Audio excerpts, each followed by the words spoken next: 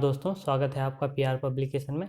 दोस्तों, कल हमने उत्तराखंड जीएस टेस्ट सीरीज में उत्तराखंड की प्रशासनिक व्यवस्था के बारे में पढ़ा था, जिसमें हमने विधायिका को कंप्लीट किया था। आज हम कार्यपालिका को पढ़ेंगे। ठीक है दोस्तों। तो दोस्तों, कल हमने समझ लिया था कि विधायिका क्या होती है। विधायिका क्या है दोस्तों? जितने भी उत्तराखंड में हमारे जो विधानसभा में सीटें हैं, वो किसकी होती हैं? विधायकों की सीटें होती हैं। और वही क्या करते हैं, जो जनता चुन के जाती है, जो बहुमत प्राप्त दल के नेता होते हैं, वही वहाँ के लिए क्या बनाते हैं? विधान बनाते हैं या फिर विधेयक बनाते हैं, जिसको राज्यपाल के सिग्नेचर के बाद क्या मिल जाती है? कानून बनाने की मंजूरी मिल जाती है। उसी को हम क्या कहते हैं दोस्तों? बाद में अधिनियम कहते हैं। ठीक है दोस्तों। तो दोस्तों, अगर हम कार्यपालिका को समझें तो कार्यपालिका क्या है दोस्तों? कार्यपालिका कार्यपालिका विधायिका द्वारा बनाई गई विधि और योजना का क्रियान्वित करने वाली संस्था है। मतलब क्या है दोस्तों? कि जो भी हमारी कानून बनाई जाएगी संसद द्वारा, जो विधानसभा द्वारा जो भी कानून बनाया जाएगा, उसको कौन लागू करेगा? तो उसको लागू करवाने का कार्य किसका होगा दोस्तों? कार्यपालिका का होगा। कार्यपालिका में कौन सम्मिलित होते हैं? राज्यपाल, मुख्यमंत्री या फिर मंत्री परिषद, ये सम्मिलित होते हैं।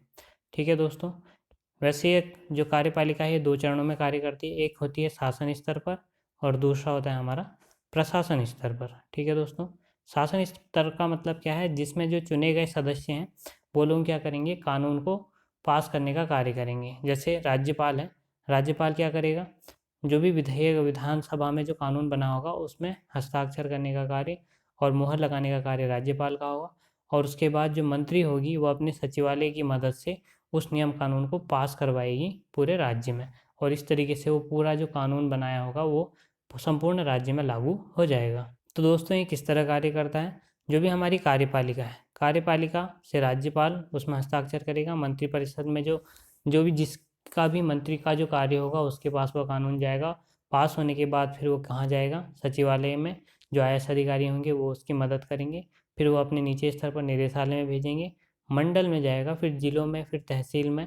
इस तरीके से फिर नीचे जो गाँव में या फिर नगरों में जाकर वो प्रत्येक स्थान में जो भी सरकारी कार्यकारी इकाई होगी, वह जनता पर उस कानून को लागू करवा देगी। ठीक। तो दोस्तों, राज्य की जो कार्यपालिका है, राज्य की कार्यपालिका के मंत्रिमंडल को कहा जाता है, जो राज्य में की विधानसभा के निर्वाचित सदस्यों से ही चुनी जाती हैं। ठीक है दोस्तों। ये हमें पता ही है कि कार्यपालिका किसके द्वारा बनाई जाती है। विधायक जो होते हैं, वही अपने में से क्या चुनते हैं दोस्तों? मंत्री का चुनाव करते हैं। ठीक है दोस्तों। मंत्री का चुनाव करने के बाद वो क्या करते हैं? उनको उनके कार्यों का जो उनका भार होता है, वो सौंप दिया जाता है। दोस्तों, जो राज्य है, राज्य की कार्यपालिका राज्य के मंत्रिमंडल को कहा जाता है, जो राज्य में विधानमंडल के निर्वाचित सदस्य चुनी जाती है। भारतीय संविधान के अनुच्छेद 153 के अनुसार किसका वर्णन है दोस्तों? कार्यपालिका का प्रधान कौन होगा? हमारा राज्यपाल होता है। ठीक है दोस्तों। तो ये हमारे किस अनुच्छेद में? अनुच्छेद 153 में। सीधे सीधे क्वेश्चन पूछ दिया जाता है कि जो राज्य की कार्यपालिका का जो प्रधान है राज्यपाल, उसका वर्णन किस अनुच्छेद में है? तो आप सीधे याद रखेंगे, अनुच्छेद 153 में इसका वर्णन मिलता है। दोस्तों, जो ये राज्यपाल होता है, इसकी नियुक्ति कौन करता है? इसकी नियुक्ति राष्ट्रपति करता है। 5 वर्षों के लिए करता है और कभी भी क्या कर सकता है? वो इसको पद से हटा सकता है। ठीक है दोस्तों। उसके बाद जो हमारे क्या होंगे? मंत्री परिषद होती है, जो मंत्रिमंडल का जो गठन होता है, वो किसके द्वारा किया जाता है? वो राज्यपाल के द्वारा किया जाता है। तो दोस्तों, इसका वर्णन किस अनुच्छेद में मिलता है? तो इसका वर्णन मिलता है हमारे अनुच्छेद 163 में, जिसमें यह कहा गया है कि राज्यपाल राज्य की मंत्रिपरिषद का गठन करेगा। दोस्तों, वास्तविक रूप से मंत्रिपरिषद को चुनने का अधिकार चुनता तो हमारा कौन है? मुख्यमंत्री चुनता है। लेकिन जो हमारा राज्यपाल होगा, वो उसको क्या करेगा? शपथ दिलाने का कार्य करता है। इसीलिए राज्यपाल का कार्य यहाँ महत्वपूर्ण हो जाता है। इसके लिए जो दोस्तों, जो हमारी मंत्रिपरिषद है, उसके लिए जो न्यूनतम सदस्यता के फॉर्मूले को अपनाया गया है। इसका मतलब यह है दोस्तों कि जो मंत्रिपरिषद होंगे, जैसे हमारे यहाँ कितने मंत्री हैं?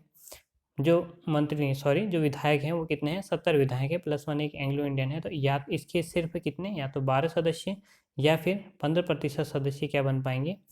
मुख्यमंत्री बन पाएंगे। कुल मिला के 15% आपको याद रखना, और कम से कम जो 12 सदस्य होंगे, वही मंत्री पद पर बैठ पाएंगे। इसी से जो वहाँ का मंत्रिमंडल का गठन किया जाएगा। ठीक है दोस्तों।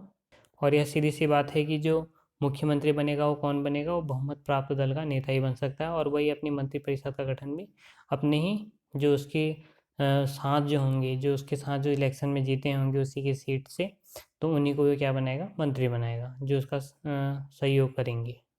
दोस्तों जो मुख्यमंत्री होता है वो क्या होता है, वो राज्य की कार्यपालिका का वास्तविक प्रधान होता है। ठीक है दोस्तों, जैसे केंद्र में प्रधानमंत्री मुख्य होता है, वैसे राज्य में कौन होता है, मुख्यमंत्री मुख्य होता है। इसका क्या होता है दोस्तों, ये जो भी विधायिका के कार्य होते हैं वो अपनी विधायिका जो कार्य होंगे उसको पूर्ण करवाएगा। ठीक है, अपने जितने भी विधायक होंगे उनसे उसके कार्य का निष्पादन करने के लिए उसके पास एक सचिवालय होता है। तो जितने भी जो मंत्री होते हैं दोस्तों, तो उनके यहाँ जो कार्यों का निष्पादन करते हैं उनके साथ कौन होते हैं, सचिवालय के जो सचिव होते हैं वो क्या करते हैं, इनका इनका सहयोग करते हैं। क्योंकि दोस्तों हमारे जो भारतीय संविधान में जो भी एक कैंडिडेट उठता है उसकी जो शिक्षा के लिए जो क्राइटेरिया है वो फिक्स नहीं है। वो अनपढ़ भी हो सकता है या फिर कितना भी पढ़ा लिखा हो सकता है, ये ज़रूरी नहीं है।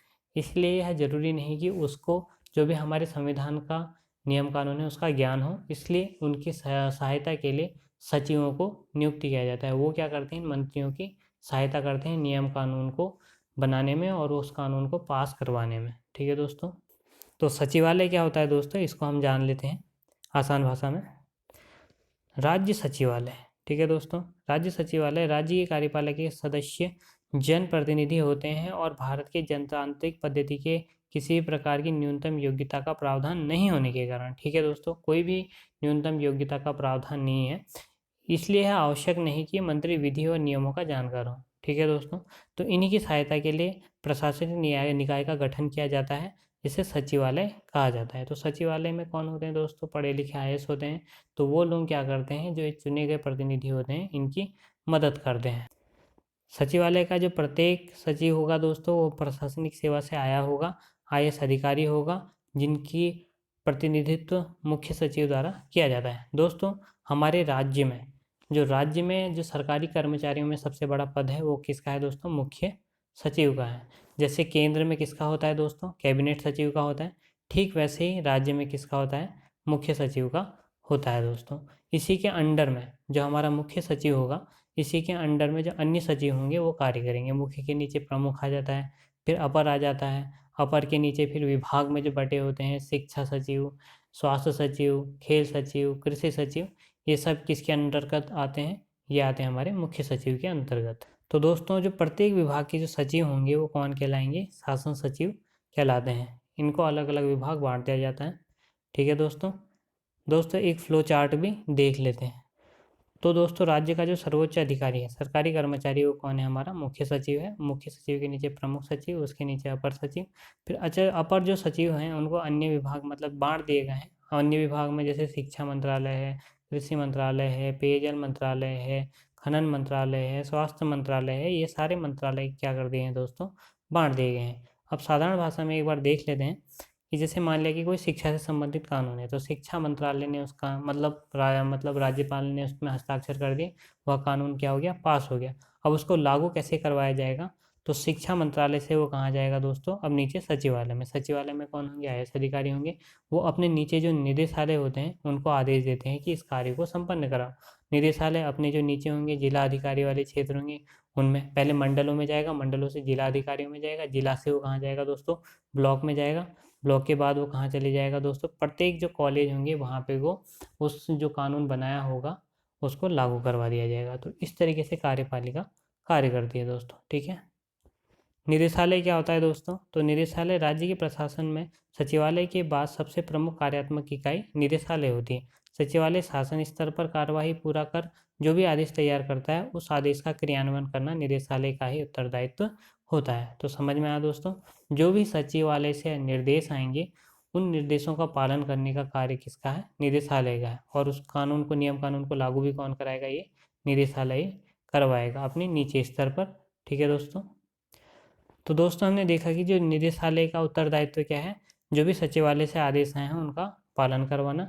निदेशालय किसी भी कार्य को करने के लिए अपने विभाग जिला इकाइयों पर निर्भर होता है, इसलिए वह अपने निर्देशों को संबंधित विभाग जिला स्तरीय अधिकारियों को प्रेषित कर उनसे पूर्ण करवाने का कार्य करता है। तो दोस्तों हमने पढ़ा सचिवालय, निदेशालय। फिर उसके बाद क्या है, हमारे राज्य में 2 मंडल भी बने, एक तो कुमाऊं मंडल है और एक गढ़वाल मंडल है।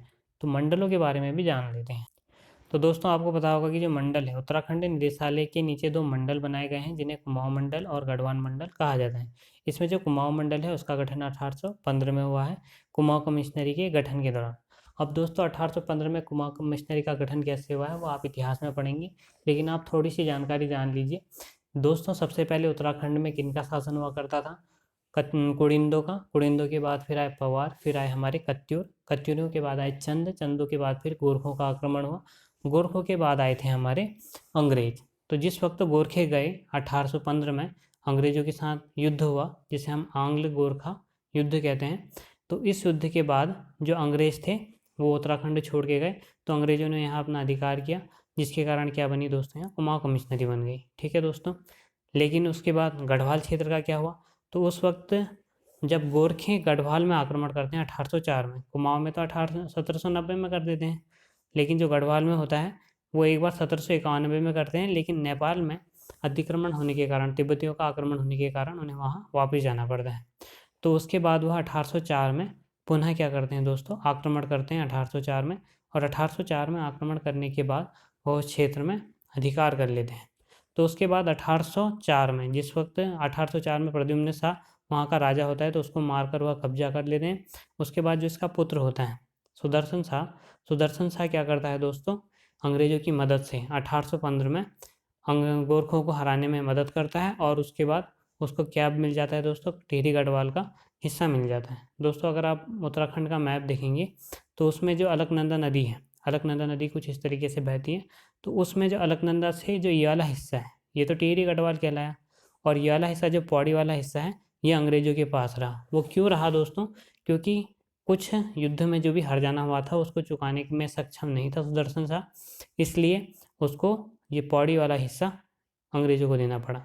और ये वाला हिस्सा जो दोस्तों कुमाऊं वाला हिस्सा था, उस वक्त तो पौड़ी भी इसमें आता था, तो ये किस में बन गया था, हमारा कुमाऊं कमिश्नरी का हिस्सा बन गया था। तो इसी से ही कुमाऊं कमिश्नरी का गठन हुआ, और 1854 में इसको नैनीताल को ही इसका मुख्यालय बनाकर इसको पूर्ण मंडल का दर्जा प्रदान कर दिया गया था दोस्तों। तो हमारा जो कुमाऊं मंडल है उसका जो मुख्यालय है वो कहाँ है दोस्तों, तो नैनीताल में है, ये आपको याद रखना है।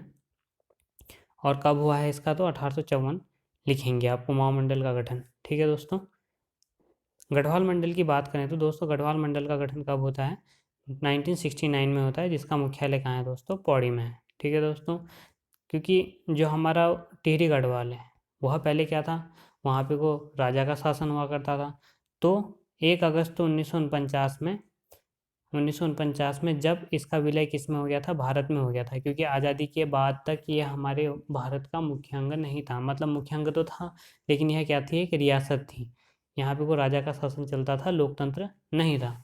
इसलिए 1 अगस्त 1949 को जब इसका गठन हो गया, उसके बाद 1969 में इसको क्या बना दिया दोस्तों, मुख्यालय बना दिया गया, और वह इसका मुख्यालय कहाँ है दोस्तों, पौड़ी में है। ठीक है दोस्तों। क्योंकि 1800 आज़ादी तक तो क्या था दोस्तों, जो उत्तराखंड था आधा हिस्सा तो किसके पास था, रियासती होने के कारण जितना हिस्सा था, जिसमें जो अंग्रेज थे, जिसमें हमारी क्या थी, कुमाऊं कमिश्नरी थी, वो तो सीधी किस में चली गई थी दोस्तों, भारत में ही विलय हो गई थी। ठीक है दोस्तों। तो दोस्तों हमें पता है कि मंडल के बाद फिर अगली जो प्रशासनिक इकाई आती है वो क्या है, जिला होगी। जिले हमारे कितने हैं दोस्तों, तो जिले हमारे टोटल 13 हैं, जिनमें से हमारे 6 तो किस में हैं, कुमाऊं मंडल में है, और जो हमारे 7 हैं वो हमारे गढ़वाल मंडल में है। ठीक है दोस्तों। तो कुमाऊं मंडल में कितने ज़िले हैं, तो आपको पता ही है कौन कौन से आ जाएंगे दोस्तों कुमाऊं मंडल में। एक तो है हमारा नैनीताल, अल्मोड़ा, पिथौरागढ़, बागेश्वर, चंपावत और उधम सिंह नगर, ये हमारे कुमाऊं मंडल में आते हैं।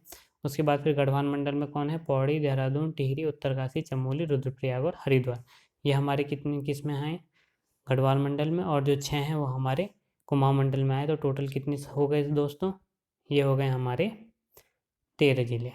ठीक है दोस्तों। तो ये थी हमारी विधायिका और कार्यपालिका। अब आगे वाले लेक्चर में हम पढ़ेंगे न्यायपालिका। आशा करता हूँ आपको ये वीडियो पसंद आएगी। अगर पसंद आए तो चैनल को लाइक कीजिए और सब्सक्राइब कीजिए। धन्यवाद।